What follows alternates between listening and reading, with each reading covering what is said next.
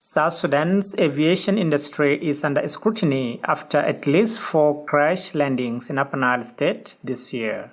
Captain Samson Ohide Lomoro, Secretary of South Sudan's Pilots Association, says the country has no aviation laws that control companies offering air transport. Regulations of South Sudan Civil Aviation have not been passed by the Parliament. The Act of Civil Aviation actually is the one that will give powers of the regulation of South Sudan Civil Aviation to be used in order to advise on safety side of the work operations of the planes. Most of the planes, they have been controlled by their civil aviation, especially the countries of registration. We really hoping that we had last time that the thing was already just reached the start reading, but we are now asking when is it going to come out for it to be signed into law? Because without regulation, there will be no safety officers here. We really need the country to push for the laws. In August 2024, a World Food Program plane crash-landed without its landing gear at Malakal airport with 35 passengers on board.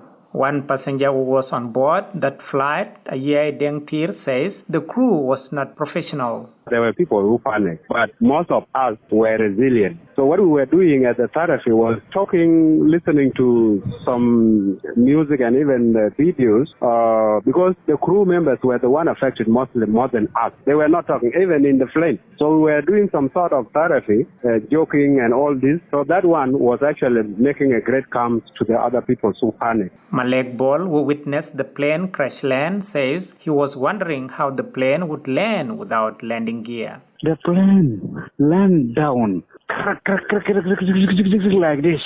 The pieces will come back to us also. So we run first and then we come back. Our hand was just in our head. And then when it is stopped like this, you say, thank God.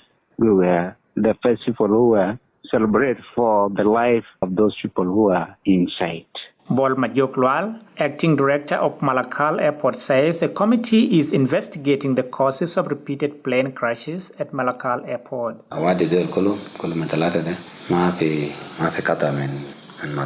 All these 3 incidents of plane crash, there is no fault in the airport or something within the airport leading to this incident. What we can say is that it might be a technical fault or problem from the plane or captain.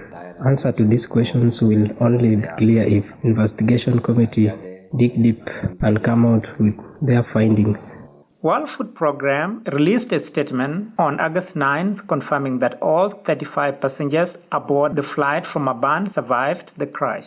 The UN agency said the World Food Program and the commercial operators were working together to get to the bottom of what happened.